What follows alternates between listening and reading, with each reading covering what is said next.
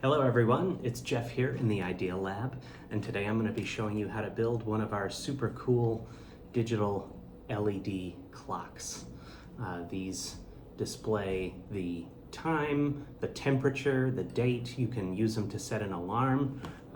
Pretty nifty little devices, and you can see probably in the back there that they're all jam-packed with some super cool electronic components that we're going to get to solder in place today. So I'm gonna flip the camera around and we're gonna see exactly what I'm doing, and we're gonna work together to build one of these awesome clocks. Okay, first let's take a look at what's in our bag here. So first of all, we've got a set of printed instructions. So if you want to see some still close-up shots of the entire build process, there's some pretty cool photographs in here and written text. In case you don't want to follow along with the video, this book will pretty much show you everything you need to know to get the kit built. Also, there's a really handy diagram in here that describes what to look for when you are soldering, if you're soldering for the first time. Let's see what else we got in our bag of goodies. So first thing we have is this chassis. This is a acrylic two-piece chassis. This is going to house the whole kit. This here, these are our 7-segment displays. There's 7 individual segments that light up so that it can show any number, 0 through 9. You can see there's little pins in the back there. There's a protective film on the front. These we will need later. This is our printed circuit board, our PCB. You can sort of see in the light there all those funny patterns. Those are the circuit traces, the paths that the electrons will take in a predetermined path in order to perform the function of this digital LED clock. Now let's see what else we've got. We've got a little bit of film. We're going to need this much later. We've got our USB power plug. This is what's going to power the whole thing. Got a little battery. This is going to make it so that when the clock is unplugged, it doesn't forget its settings. It'll keep the time. Let's see what else we got here. A tiny little bag full of all of our electronic components. We'll lay those out in a second. And these are our integrated circuits. Got a very long one, very short one, and a couple of little holders for those. So these we will also need later. So, and one more thing in here. We've got a little packet with some instructions in it that will describe how to set the time on the clock. So these are pretty much only good for when the time comes to set the time, adjust the date, set the alarm, stuff like that. If you're looking for instructions on how to build the clock, I recommend using the ones that we printed here. So let's take a look and see what's in our little bag here. So the first things that come out that we'll notice are these funny looking packs of components. These are our resistors. This one here says it's 10K resistors. And the pattern of stripes on those resistors also help to show what their value is. Got some more here. This one doesn't say on it, but the stripes will reveal to us later what value these are. One little resistor fell out of its pack there. Got this funny looking long thing. This is a thermistor diode. So this is basically a temperature sensor. This is gonna help the clock understand the temperature. We've got our little buzzer here. Things are sticking to it because it's magnetic. So there's our little buzzer part. Got a couple of little push button switches. Here's our battery cover right there. This is an interesting one. This is a photo sensor. So this detects the presence or absence of light. This is going to help the clock to brighten or dim the display as the room gets brighter or darker. Let's see what else we got here. There's a little barrel connector for plugging it into power. Little 3-leg barrel connector. And we got some small screws here. Those are going to hold the case together. These little guys, these are film capacitors. So capacitors store small amounts of energy, and then they discharge that energy in calibrated proportions. So little tiny film capacitors there. This thing's cool. This silver cylinder, this is the time crystal, which sounds very futuristic, doesn't it? It sounds like something out of a fantasy novel. The time crystal. This little device here is what's going to help the clock to keep accurate time.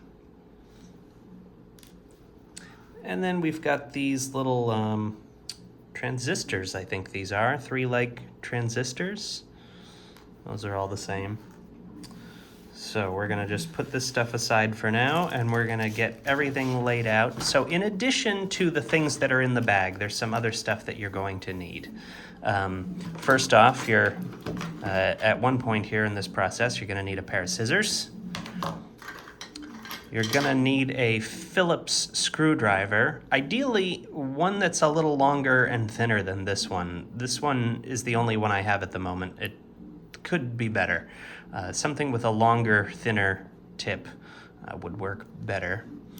You're also gonna need some kind of clippers. I've got these little, I think they're called flush cutters.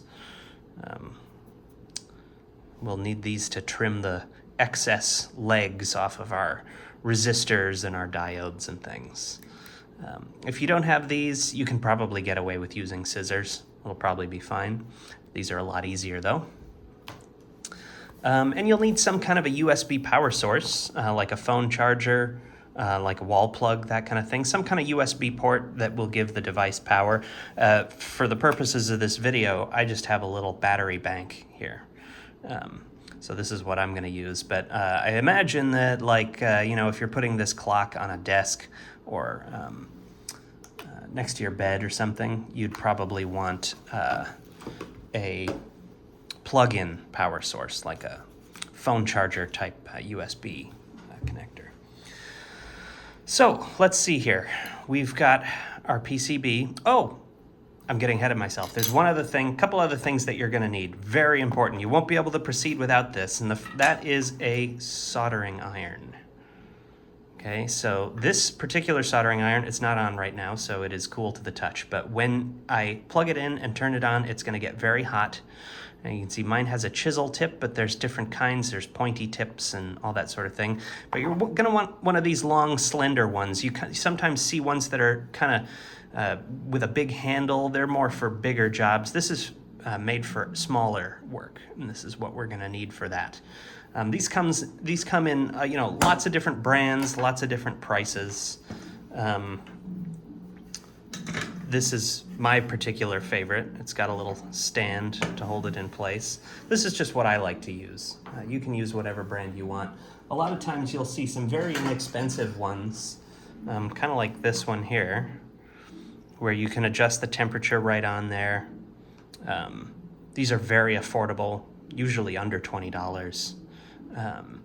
And they all work about the same. The general idea is that the tip heats up and you use the heat from the tip to melt solder. This is solder here. Usually it comes on a roll. There'll probably be some of this in your kit, but generally when you buy a soldering iron, it comes with some solder as well.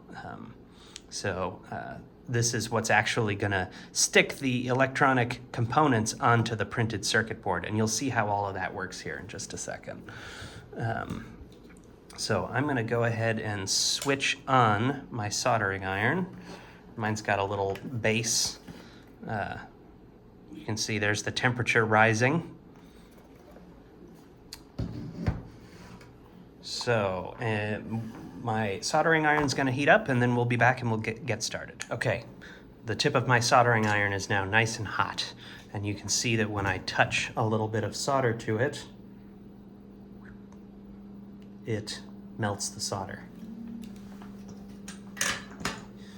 And between, I'll show you this in case you're new to this, different soldering irons have different ways of cleaning the tip. So there's a wet sponge that you can wipe the tip on. Mine also has this brass mesh in here. It's kind of like a Brillo pad, sort of. And you just jab the tip of the soldering iron in there, and the brass cleans off any debris and any solder that's fused to the surface. I tend to like the brass mesh more than the sponge.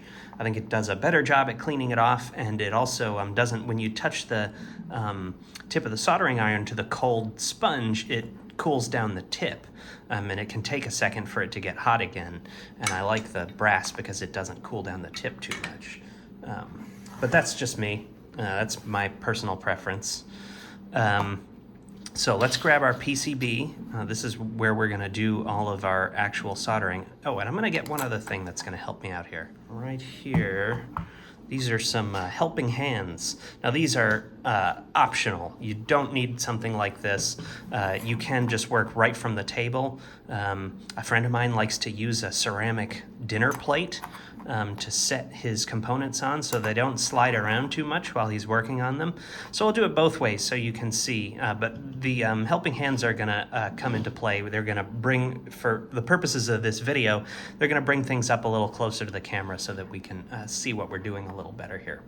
But the first component we're gonna install are the 330 ohm resistors. And in our instructions, you can see the stripe pattern here. We've got like a red, red, black, black, brown. So one of these two are going to have that same pattern on it. And here we can see this one here. See if I can zoom in. We've got our red, red, black, black, brown. So that's the pattern we're looking for. Or maybe it's brown, brown, black, black, red. It's hard to tell what these colors actually are. The quality of the printing isn't great. But that's the stripe pattern we're looking for.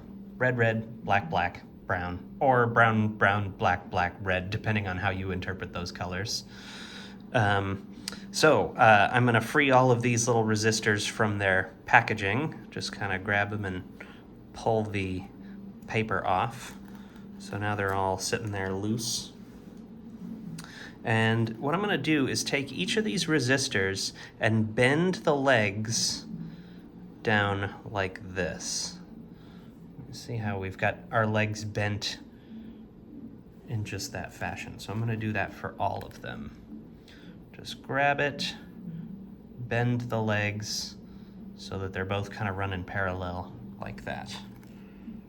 So we'll just do that real quick for all of these.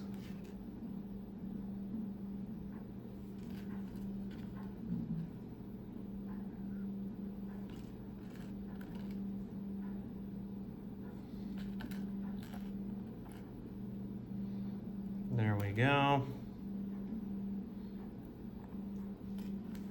Cool, so these are our 330 ohm resistors.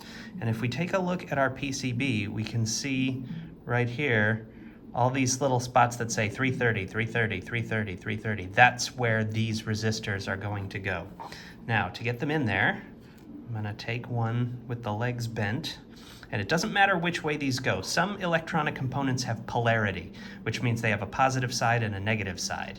And the legs have to go into the right holes to preserve that polarity. But resistors, these resistors do not have polarity. So it doesn't matter which way they go in, just as long as we get one leg in each hole.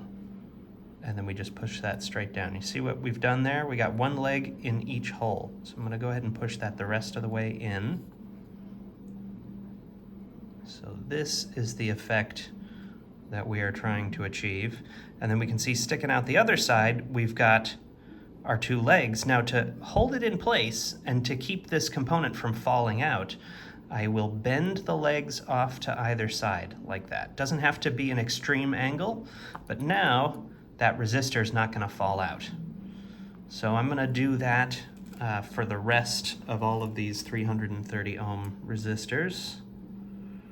Now if you want it to look really nice, you would probably get all the stripes facing the same direction. Personally, I do not care how it looks, just as long as it works.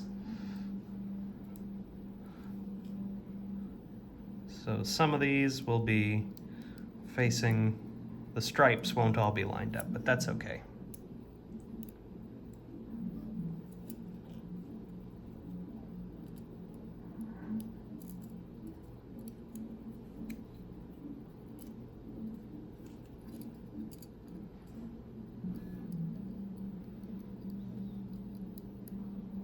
Gotta get it in the hole.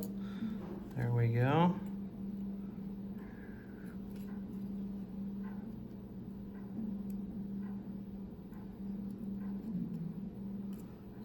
So there. Oh, one more. There we go. So all of my 330 ohm resistors are in. The legs of them are bent, so they're not gonna fall out. So now we actually get to solder these in place, and that's gonna be fun. Especially if you've never soldered before. This is where stuff gets really exciting. And I'll point out, there is one extra. I got an extra one. You probably have an extra one in your kit too. That's okay. Better to have an extra than to not have enough. So I'm gonna bring my helping hands over here. And I'm gonna use them to hold the thing that I'm working on. Just like, let's see, I'll kind of do it like this. So that's nice and stable. That's not going anywhere. And I'll zoom in on this. So here you can see we've got our legs, and then the holes, you can see they've got a little metal ring around them. So what we want to do is we want to take the tip of our soldering iron here. So this is very hot. Now when you're holding the soldering iron, you only want to hold it from the grip, right? Not from the metal part, just from the grip. Let's see how much I can zoom in here. So I can touch my soldering iron, and I want the tip of my soldering iron to touch both the metal ring and the leg of the component. So in one hand I've got my soldering iron, and in the other hand I've got a bit of solder here. And again, I'm holding this far away from the tip, you know? I'm not holding it right up near the tip like this. That would get my fingers too close to the hot tip of the soldering iron. Holding it way back here so that I don't accidentally burn myself, okay? So zoom back in here. So touch that soldering iron tip so that it's touching both the hole and the leg. Then when I bring in my solder, see what happens here. See how the solder melts.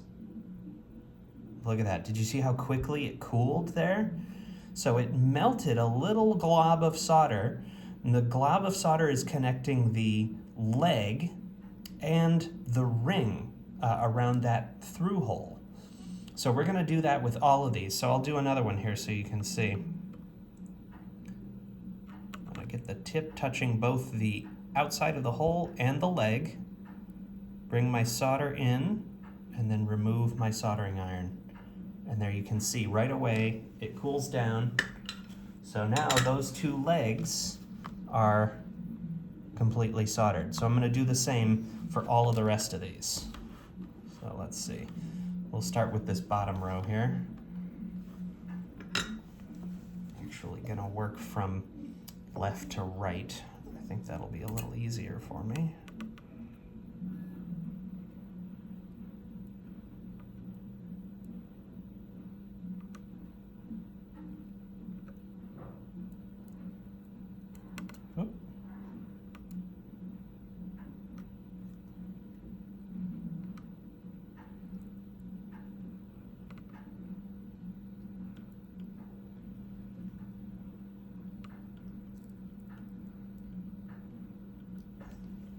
So there we go, a whole row now all nicely soldered. So I'm going to do the same thing with this top row here.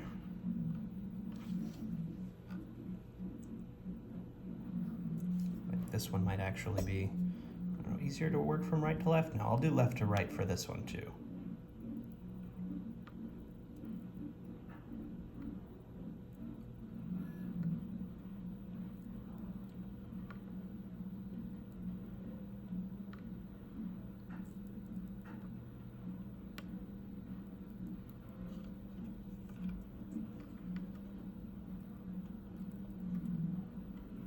There we go. So that is all of my 330 ohm resistors are now soldered into place. So they're all fixed in the holes, which means that the resistor is making contact with both of those pads on the circuit board. So now what we want to do is actually get rid of these excess legs. So we got these legs sticking out. We don't need those sticking out anymore. So I'm gonna take my clippers and I'm just gonna clip off the legs, and I wanna clip it really close down to where the tip of the solder bubble is. But I don't wanna clip off the solder bubble. I wanna leave the solder bubble on, so I'm just clipping. Let's see if I can zoom in again here. See if I can get sort of like a parallel view. So I'm just clipping right about there. I'm leaving a little bit of that solder bubble, right? Trim that off. Okay, so the bubble is still there, but the excess leg is now gone. So I can do that for all of these.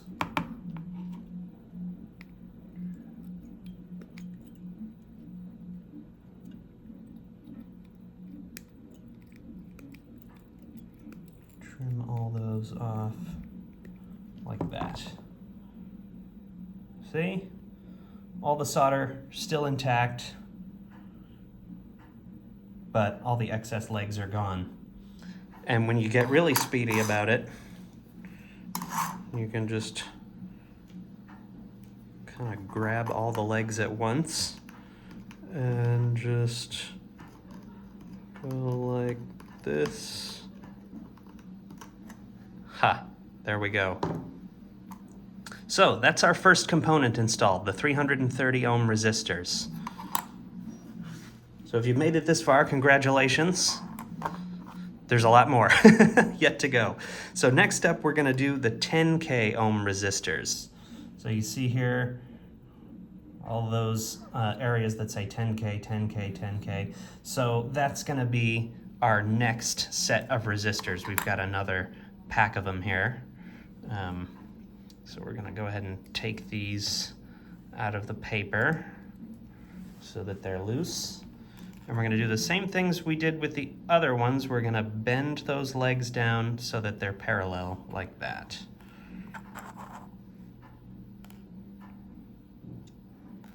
Bend the legs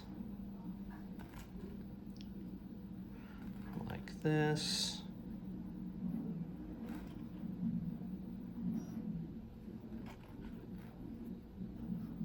There we go.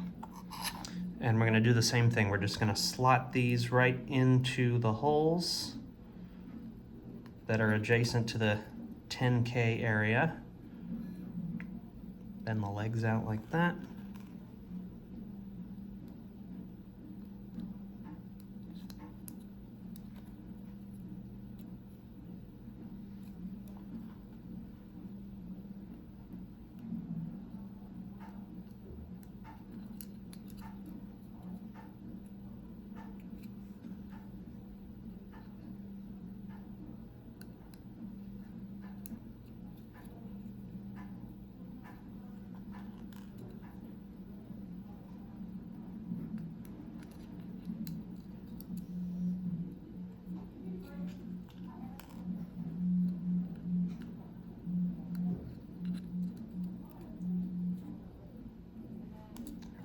And we got one last one to put in there.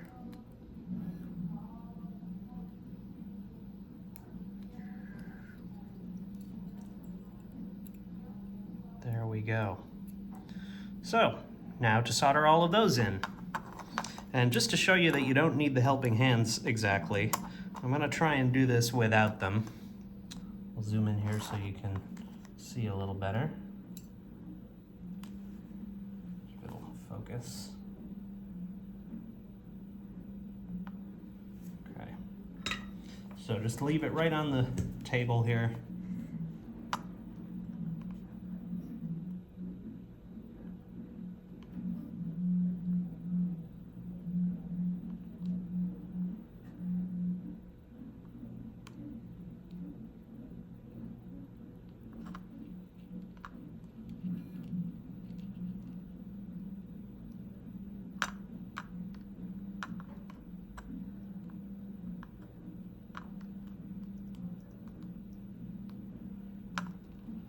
There we go.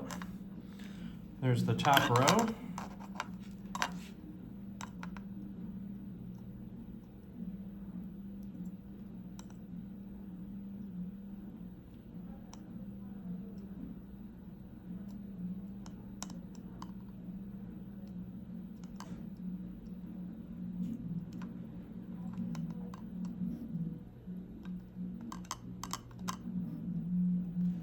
And there's the bottom row.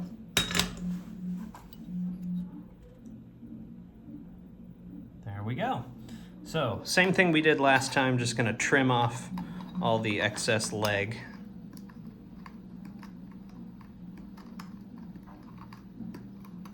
I like to hold the legs while I trim them so they don't go flying around all over the place, because if you just trim them, sometimes they shoot out, you know, and then they land in the carpet and you can't find them, and then one day you're walking around in your socks and your foot gets impaled by this sharp piece of metal wire that was sticking up out of the carpet. Not saying that's ever happened to me, just saying it's something that could happen if you lose track of those. All right, there is our resistors. So we're gonna move on to the next component now. So the next thing that we're gonna wanna put in is our timing crystal. Where's that? That is this one here. You can see it's sort of a silver tube with two legs coming out. And we're going to want to get our 22 microfarad capacitors. And these, you can see they have a the number 22 on them. See that there? So there's two of these and they say 22. And we want these. Now there's a couple others, they look really similar, but the other ones say, oh, that one says 22 as well. There's at least one other one that says, where is it? 104. So in this case, we want the 22 microfarad. And we can see here, we've got a couple places where they go right there. C4 and C5, we see 22, 22. And then that long shape there, that looks just like our time crystal. That's where the timing crystal is gonna go. It's like a quartz clock crystal. So we'll start with the time crystal.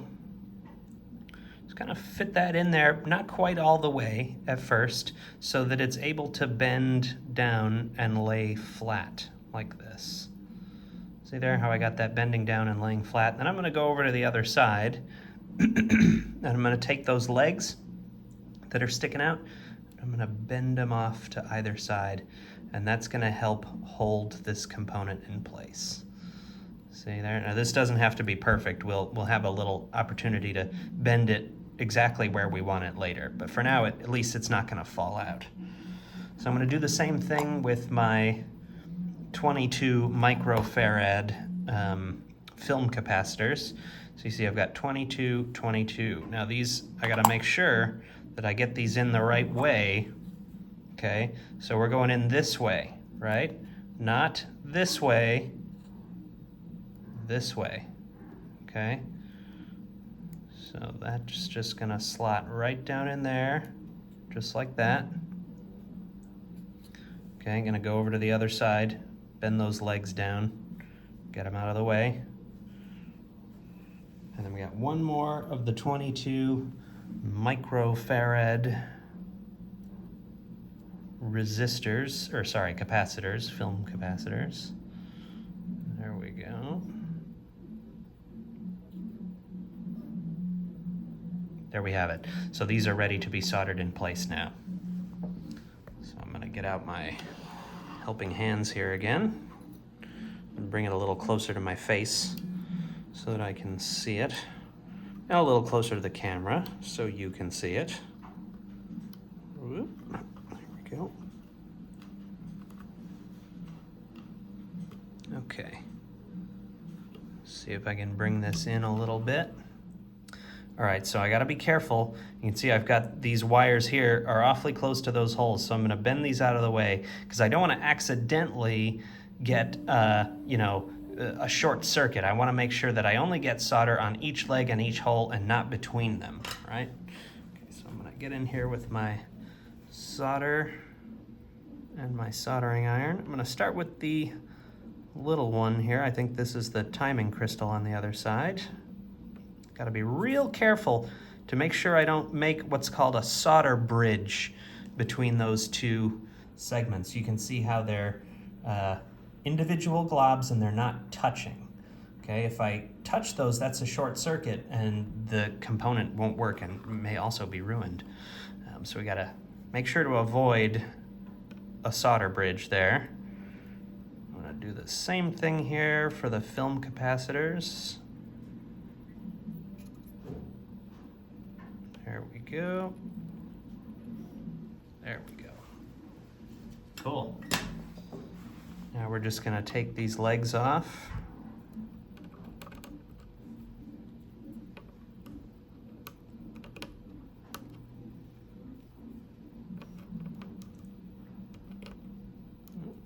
There we go.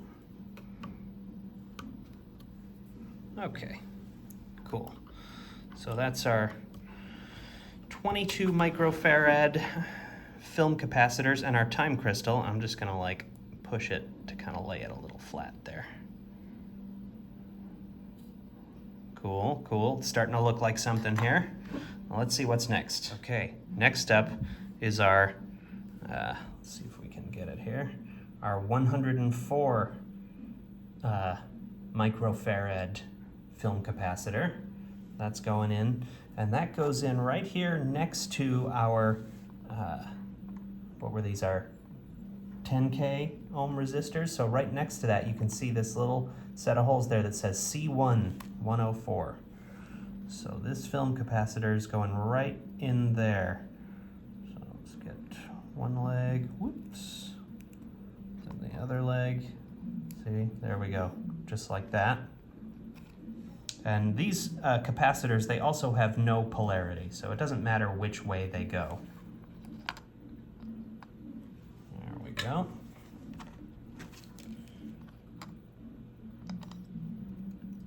Go ahead and solder these. There we go. And take those legs off. Cool. There's that. So let's see, I think the next thing we're gonna wanna do is to put the battery cover on. So when you're soldering stuff like this, the general idea is you wanna start from the shortest component and work your way up to the tallest component. So you generally do start with resistors because they're really short. And our next component was our time crystal, which is a little taller than our resistors. Then we got our capacitors, which were a little taller than our time crystal. We might be going a little out of order here with the battery cover. Not sure how tall it is compared to the other ones.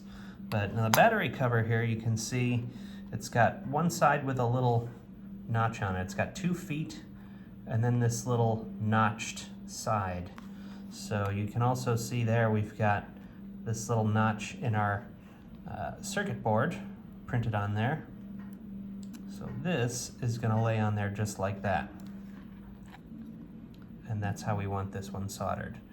Now this is gonna be a little tricky because if I let go, it just falls out, right?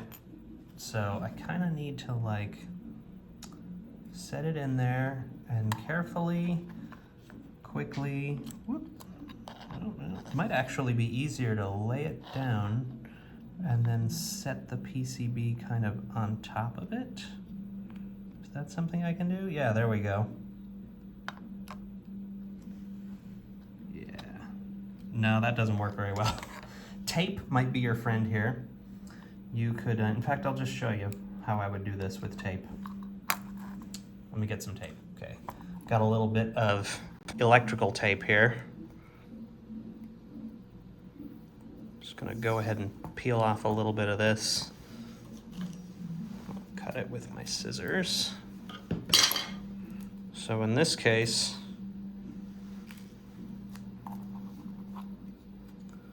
I can just put this tape over top of my component like that. That's gonna hold it in place while I work. Your helping hands can help with this too. If you do happen to have a set of helping hands, you can use one to hold the board and use another to actually pinch that component on. So we can see here, so it's actually holding that right onto the board for me. So since I've got this already set up, I'll go ahead and solder it with my helping hands.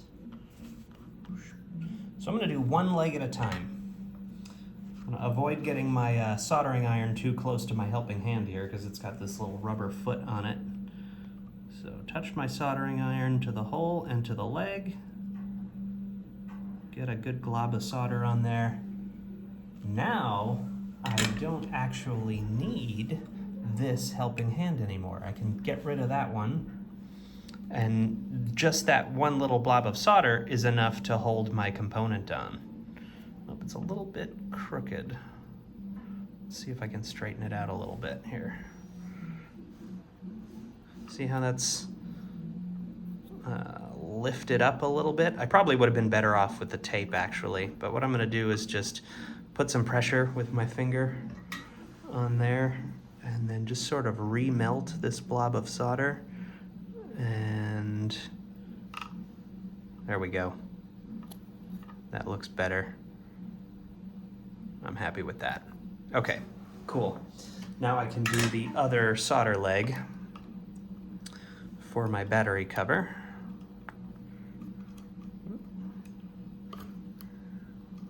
There we go, and that's this one right here.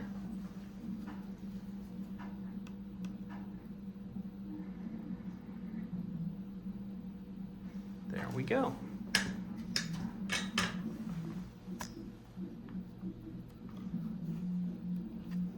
So there is my battery cover in place. So the next thing we're gonna wanna get out, now that we've done the battery cover and the resistors, the capacitors, the time crystal, I think next, the next tallest component is actually gonna be our integrated circuit holder. So stuck onto this little piece of blue foam, we've got the circuits themselves, which are these two here, and we've got the holders, which are here. So we got two, a long one and a short one. Okay, so I'm gonna start with the long one. Now, here's something important to pay attention to. Oh, try to zoom this in, there we go. So you see how it has a little notch on one side. The other side has no notch. This side has a notch. And on our PCB, see how we've got a notch there. That's to let us know which way this thing is supposed to go. So the pins of our circuit holder, and that just presses right into there. Just like that. Now to hold it in place, I'm actually gonna grab, let's see, what do I have here? I'll grab my screwdriver. The pins are a bit pokey. You can sort of see them sticking out there pretty pokey. So I'm just gonna take a couple of them and bend them over like that. You know, every so often, bend over a couple of pins. That's gonna hold the whole thing in place for me. Do the same thing with the other side. Bend them in the opposite direction. So toward the outside. Just bend them a little bit like that.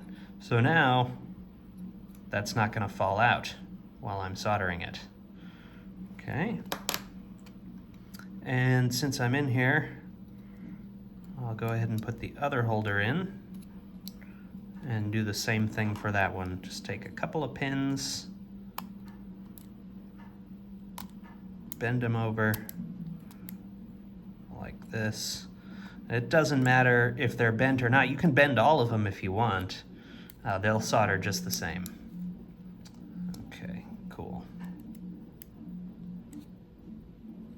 There we go. I'm happy with that. That's holding them nice and flush, and now we can get in there and solder those together.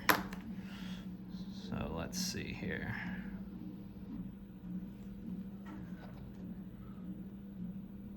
There we go. Now this one is, you know, we got a lot of pins here. We got this whole row, we got this whole row, and we got 4 here and 4 here. So this is a lot of soldering. I'm gonna do a couple and then I'll cut away to the end.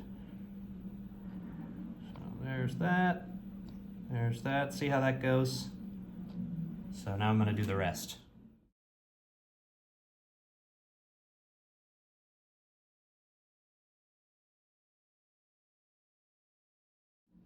Okay, there we go. A little fast forward there, a little movie magic. So now we've got both of our integrated circuit holders soldered in place, and we're gonna put the actual circuits in. We're gonna put those in towards the end. While you're soldering, you don't want the integrated circuits in there. So we're gonna kind of wait until we're more or less completely done before we move on to that section. So the next thing we have are the, what are these? These are triodes. So these are gonna go in. Now you'll notice they've got a flat side and they've got 3 legs. So the triodes are gonna go into the board. Here you can see, there we've got all these spots here. I guess that's technically upside down. There we go. One there, one there, one there. There's one there too. So the way these components go in is we've got the flat side of our triode. That's gonna match up with the flat side of our PCB here. So the 3 legs are just gonna kind of slot into place. I usually just sort of stretch them like this. There we go. And then we push those pretty far in. That far looks good. So you see, flat side matches with flat side. Then I'm gonna go through and I'm gonna bend 2 of these kind of up and out, and one of them in the opposite direction, like this. And that's gonna hold that in place while I work on the rest of these. So you can make it a little easier for yourself if you kind of just pre-spread the legs just a little bit. That'll help them to slide right into these 3 holes there a little bit, make life a little bit easier for you. Press those in, just like that. Got 2 legs bent down, 1 leg bent out, just like that. Okay, we got 2 more of these. Now these are all the same value, so it doesn't matter which one goes where. The only thing that matters is that they're all the correct orientation. So we're gonna make sure that we're matching up the flat sides of the triode. Oop, it's a little tricky getting these in the holes. There we go. There we go.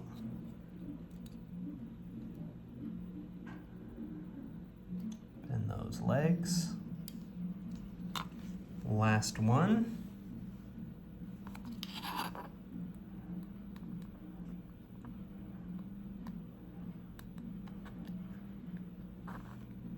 go.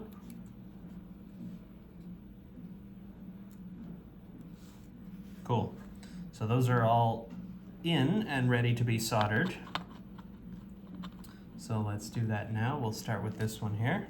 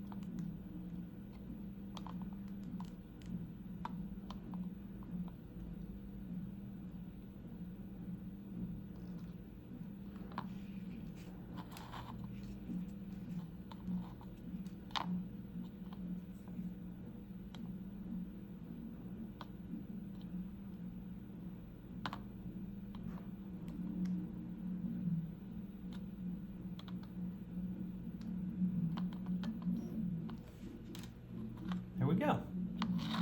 Those are all soldered in place. Now I can trim off the legs.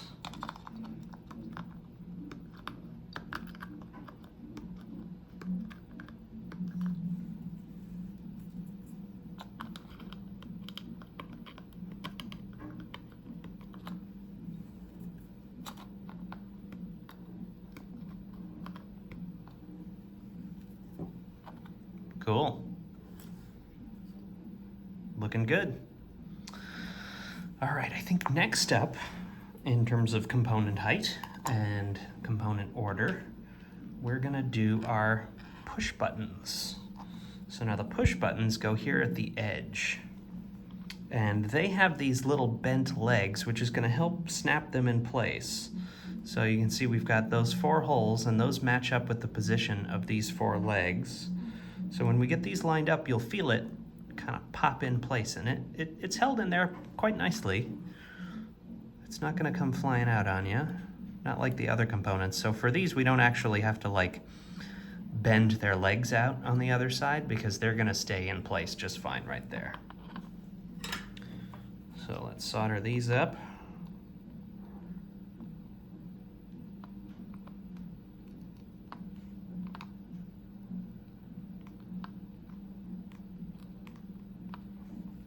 I'm going to do the front pins as well as the back pins.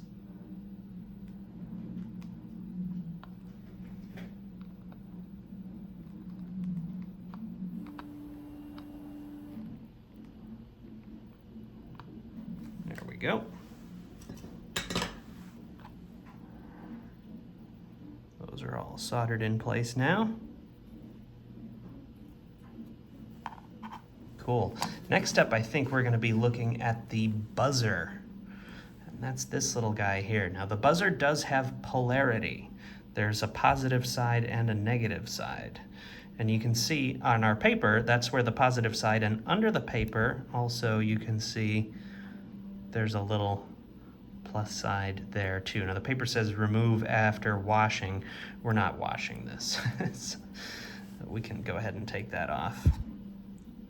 And this component's going to go right here, and we're going to just match up. So we've got the 2 legs. We're going to make sure that the plus side on our component matches up with the plus side on our PCB here. Don't want to get those backwards. Go ahead and fit those legs in there. It might be a little bit of a tight squeeze. There we go. Cool.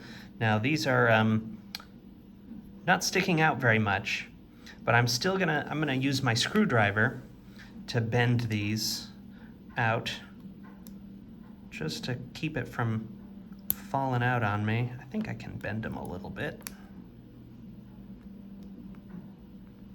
Maybe not. Maybe I can't. Doesn't look like I can.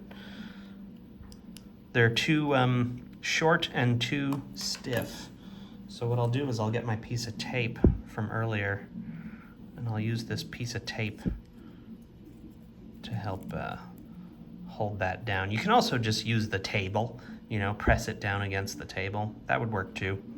This thing is not like the battery cover. It doesn't matter if it's a little crooked on there, just as long as the polarity is preserved, the plus side and the negative side.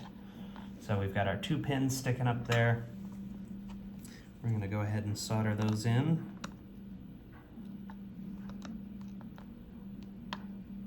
There we go. Now I can take my tape off.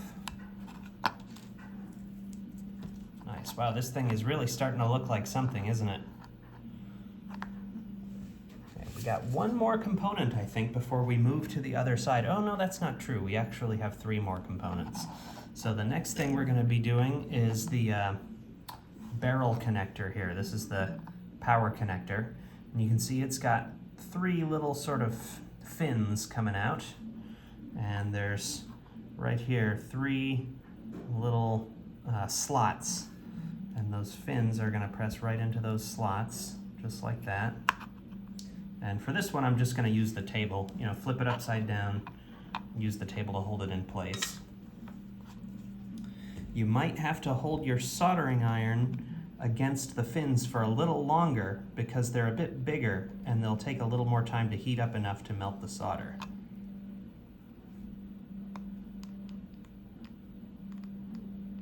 It's not too bad. They're super conductive. I mean, they're very conductive. They're not superconductors, but they're very conductive. There we go. May also take a little bit more solder just to get those fastened in place. Oh, where are they? Can you see them? There they are. Looking good. Now, I don't think we have to trim these. I'm pretty sure that the next component that we're going to install here will fit over top of those. But if we find that we have to, we can use our cutters to actually snip off the excess leg. But I prefer not to do that wherever possible because this sort of thicker metal, it gets very sharp when you trim it. So I think it's just kind of a better idea to leave those untrimmed if we don't have to trim them. Okay, so we'll be right back with the next 2 components that go on this side of our board.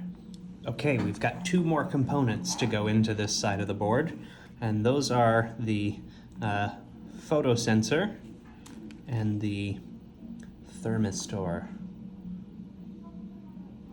Okay, so this is like a temperature sensor and this is a light sensor. So these, neither one of these have polarity, so they can go in whichever way. But one thing we want to make sure of here is that when we put them in, so the photo sensor has really long legs, and we want to leave it sticking out a little bit. We don't want to push it all the way flush like that. No, we want to leave it sticking out, about 1 centimeter or so. Like that, and this is how it's going to work in our case later. So we're going to leave it like that and then bend the legs so that it doesn't fall through. So that's the effect we're going for. Okay, and I'm going to use my helping hands in this particular case. Because if I set it on the, if I set it right onto the table, I could accidentally push it through, and I want to maintain that gap that we have going on the other side. So I'm going to use my helping hands for this one.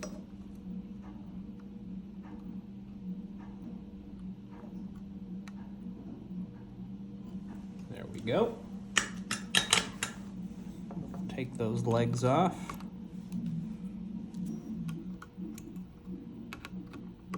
There we go. So that's our photo sensor, and next up we're going to do our thermistor, our temperature sensor. So that's this guy here. Now, just like we did with the resistor, we're going to take and bend these legs down parallel, like this. Okay, that's the effect we want. Now, same deal with this sensor. Zoom in here so you can see a little better. Insert this there like that, but we're going to leave some space Okay, we're not gonna go all the way in, we're gonna leave a little space. And we're gonna bend these legs out to preserve our space there. Okay. This one's got the buzzer under it, so if I lay this flat, it's not gonna get pushed through. So I'll just go ahead and do this right here on the table. There's one.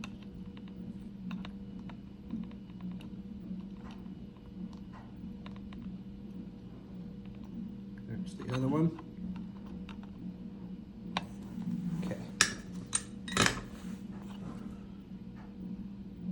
Great. So I think that those are the last two components for this side. But we're not exactly close to being done yet. I mean, we're close, but we still have a very important step to do. So before we move on, let's just make sure that all of our parts are installed and that they're looking very aligned and correct, and that everything's in the right place. And you can use this video, of course, but you can also we've got a photo in our instruction booklet that will show you what everything is supposed to look like at this stage before we move on to the next stage. And we're also going to flip the board over, and we're going to check all of our solder joints and make sure that they all look like we didn't miss any at first, and that they're all correct, and that we don't have any short circuits or solder bridges or anything like that. And it looks good. It looks like we got them all. So next up, very exciting to be getting onto our 7-segment displays. These are really cool. So they've got, well, these have like a protective film on them. And we can leave that film on for now and peel it off later once we get these all in place. And we can see how they've got a bunch of pins sticking out of the back.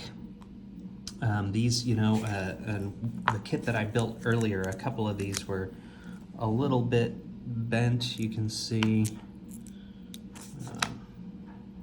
that one's a little bent, but it's not too bad. Just try to bend them back into place a little bit like that. Keep them mostly parallel.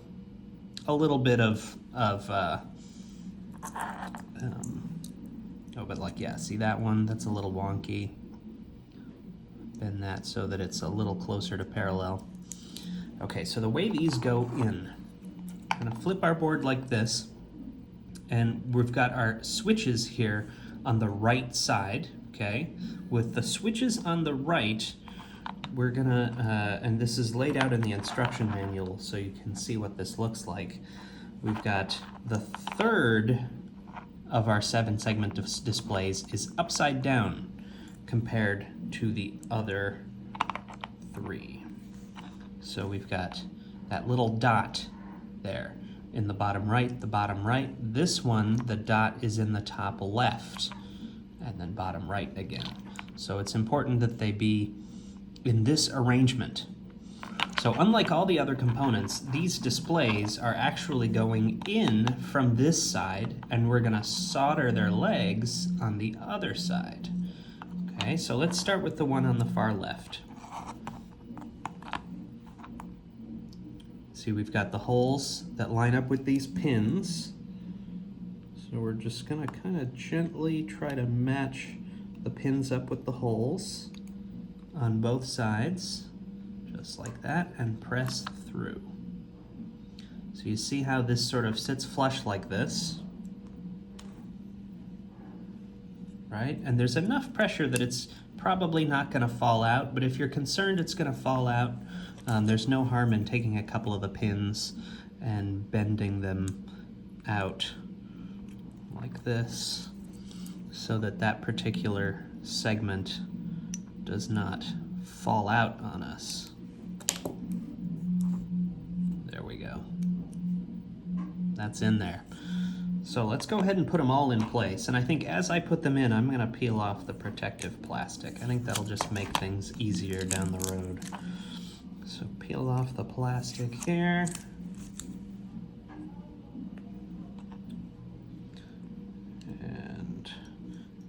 those pins lined up, press those in place. Same thing here. So like, yeah, you can see a couple of my pins are a little wonky. My screwdriver's magnetic, so it's picking up all my clippings. I'm gonna use my screwdriver to just nudge these pins into place.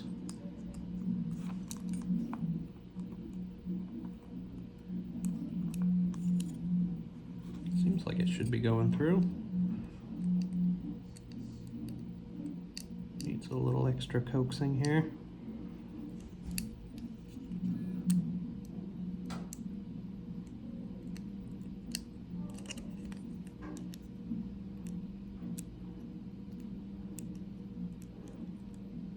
There it is.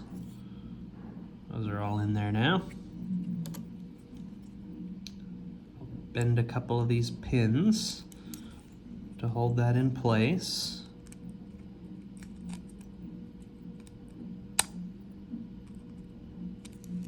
There we go. Now this is the third one. So for this one, we're making sure that the little dot, so instead of being like this, we want to make sure that this dot is in the upper left, like that.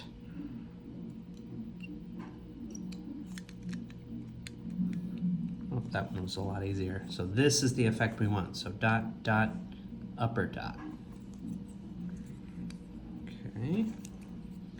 Once again, just bend a couple pins to hold the whole thing in place. There we go. Groovy. One more. And this one we're back to having the dot in the lower left, or sorry, the lower right. There we go, looking good. And I'll just bend those.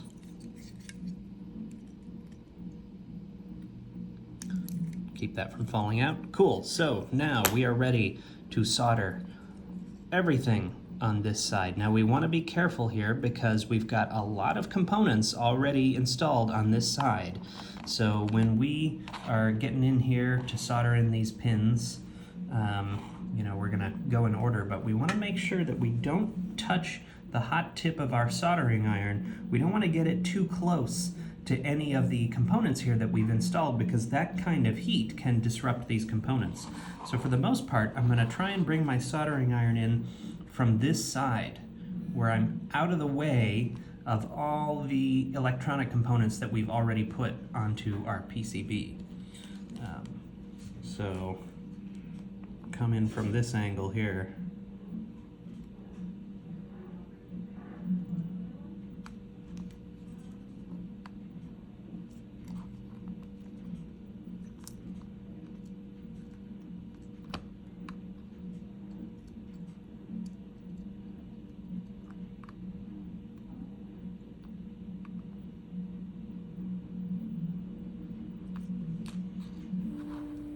There's one row.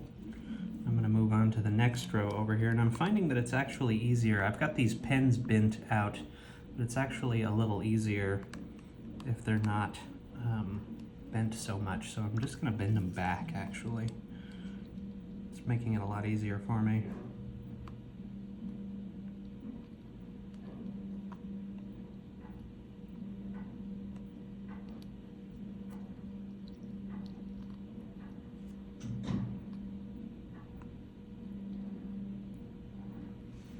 There we go. Do the same thing here.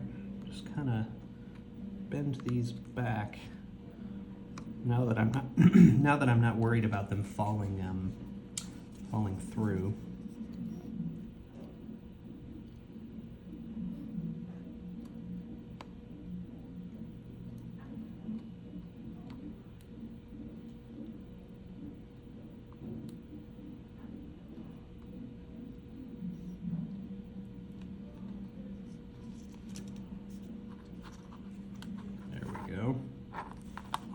Okay, we got one more row on this side, and that's these here.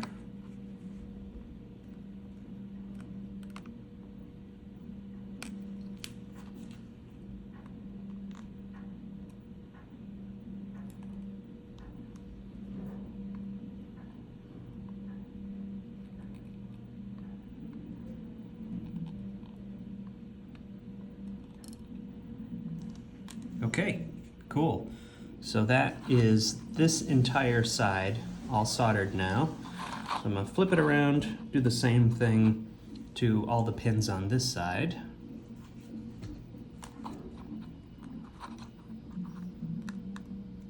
We'll go through and actually bend all these back first.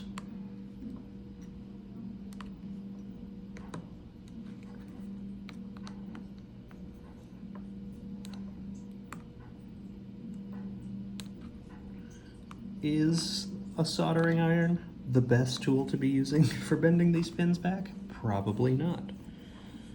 So this one's going to be a little bit tricky because I've got the plastic barrel connector here and I don't want to melt the outside of it. That would be bad. So I'm going to kind of come in at it from this angle. There we go.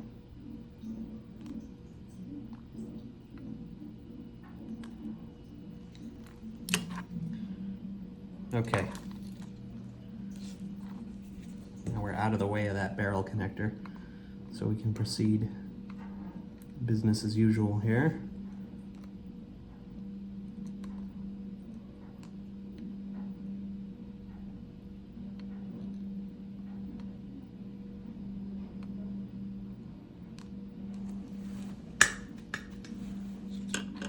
Plow through all these.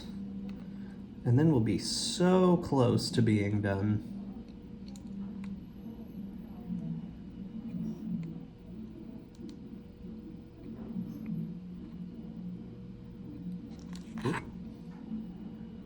For a second there, I thought I had made a solder bridge, but I did not. I'm getting excited. I'm getting sloppy because I'm so excited. Okay, these are the last pins for our 7-segment LED displays. Don't forget, like I've been forgetting, to clean off the tip of your soldering iron every so often.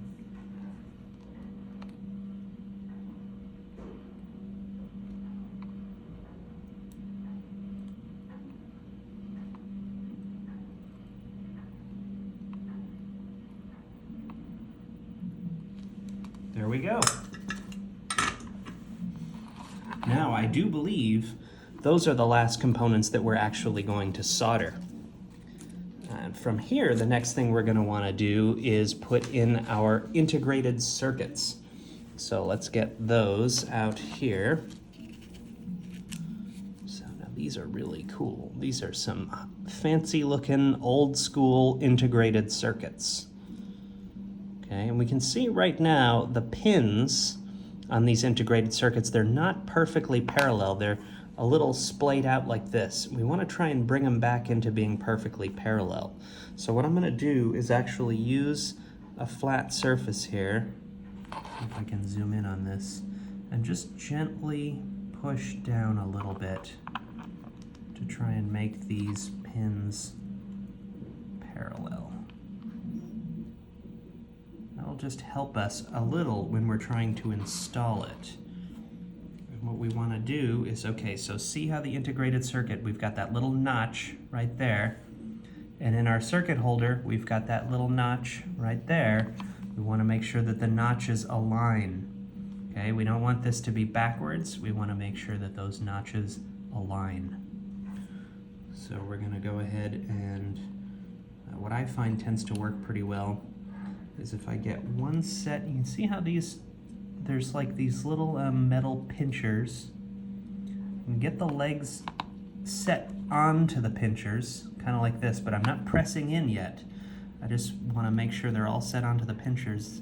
Then I can kind of like rock the other side. Okay, so you see what's happening here? Because those pins aren't perfectly parallel, I'm having a hard time getting them into the holes. So I'm actually going to take and push this down a little bit more to try and bend those pins in to being a little closer to parallel. Let's see if that worked.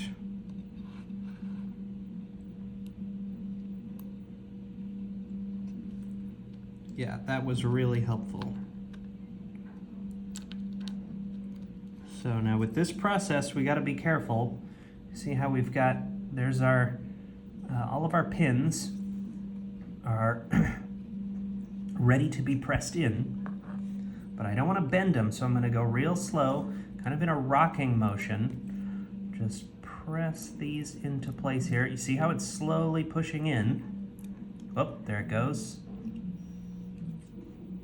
Okay, that is now installed. And that's exactly what you want to do. You want to be really careful with this one. We don't want to bend any of the legs on our integrated circuit. They're pretty fragile, and if they bend too far, they can actually break off. So we want to be careful with these. So now we've got, the next one should be quite a bit easier because it's smaller. We've only got the 4 pins on each side. So I can actually just use my fingers to squeeze these in to being parallel. There we go. Doesn't have to be perfect. And again, note the notch. See the little notch there? And the little notch on our circuit holder. Just gonna take and press this right into place there. That one was much easier because it was so much smaller. So there is both of our integrated circuits connected. So let's see here. Now we're gonna start to feed it some power. I'm gonna take my little battery and pop this out here. So the battery is going to go into the battery holder here, and it's going to slide in. So I've got my positive side facing up. You see the little plus sign there? We want that facing up. That's just going to slide right into there. Now the battery is not going to power the clock. The battery is just going to power the memory of the clock. So when we plug it in and we set the time and all that sort of thing, if it gets unplugged, because we have this battery in, it will remember from the time between when it was plugged in and when it was unplugged. It will remember what the time was for quite a while, actually. So there's our battery installed. And the next thing we want to do is take our film. We've got our film here. Now this is allegedly an adhesive film, so I should be able to find a corner and peel off the protective backer. There we go. Ooh, static cling. Ah. So yeah, it's got one sticky side, and I'm gonna just lay this over top of my 7-segment displays. This.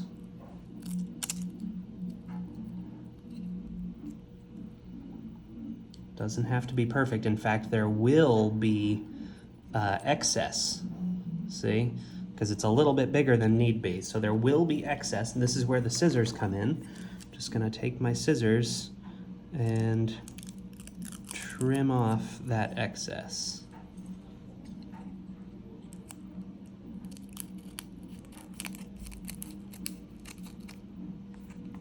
There we go. That's probably close enough. I could go a little bit more there. Trim that down a little bit extra.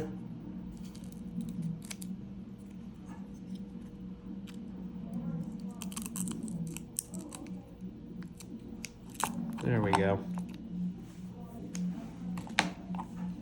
Okay, there's our protective film in. It'll also cut down on the brightness. These are very bright. So, here's where we're gonna put it into our case. So we've got the back half of our case. This is the front half of our case. Okay. So you'll notice that the case has a couple little notches cut out. Those are for the buttons. So everything should just sort of fit right in to the case like this.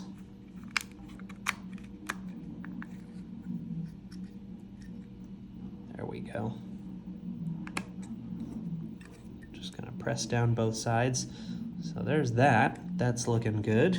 Now here we've got our photo sensor and our thermistor, and you can see how there's little notches. So what we're actually gonna do is bend these up so that they're flush with those two little notches. I'm going to do the same thing with the thermistor here. Just going to bend these up, press them in to those little notches, just like that. See what we got going on there? Now, the back piece should just press into place like that. And we've got our 4 tiny screws. I think they actually gave me an extra one. So there's 2, 3, 4, our 4 tiny screws. Those screws are going to pop down into these holes here. I'm just going to drop them in place for starters.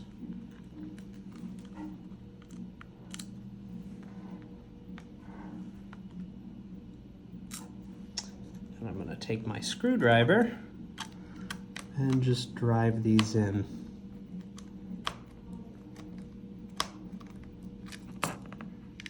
Okie dokie.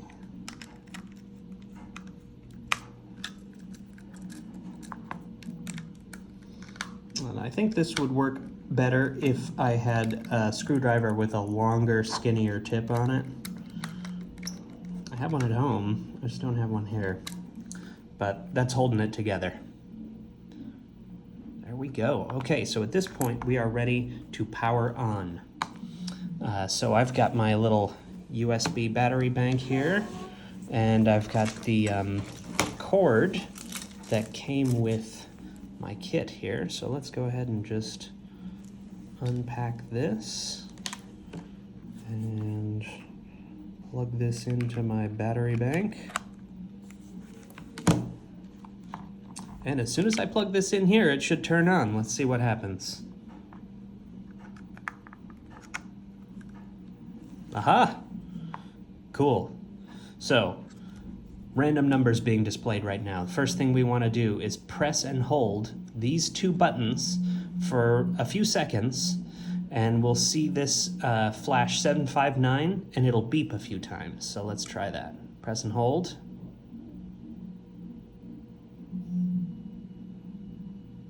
There we go. I'll wait for the beeps. It's gonna beep.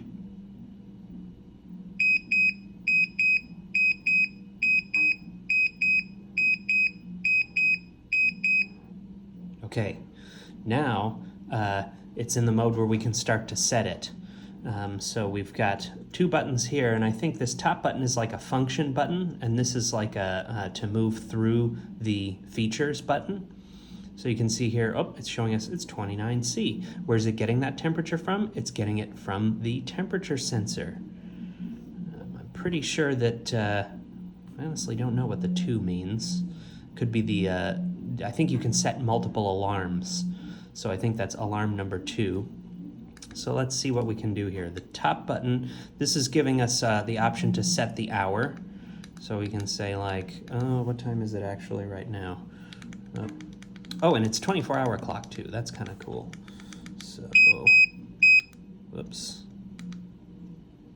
8, oh wait, this might be the alarm. Let's see. 7, 11, 12. Let's just, apparently pressing and holding it takes us around the bend here. Gotta get all the way to 52. There we go. There's the time.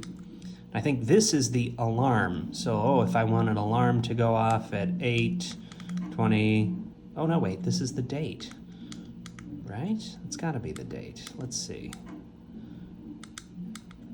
12:52. It is, what is it right now? It's the 12th.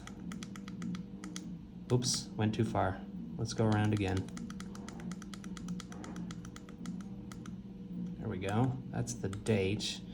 This, I think, is the alarm. So let's say, oh, we want the alarm to go off at 1910. 12:52, great. 8:12, yep. 1910. Now see that little light down there? If I press the bottom button one more time, oh, come on.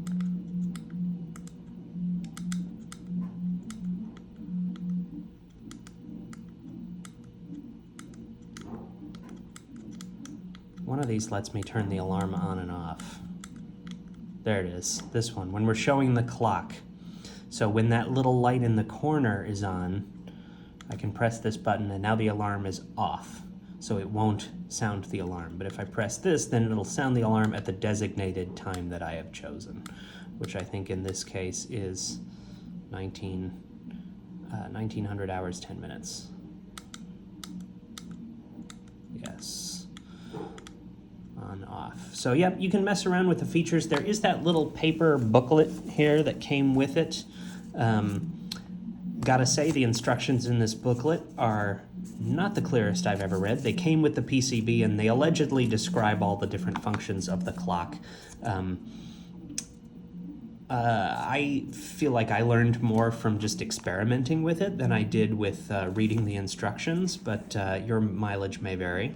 But there you have it, your super cool, nice and bright LED clock. Let's see if we can trigger the photo sensor. So this is neat. If I cover up the photo sensor and it thinks that it's dark, it should dim the lights.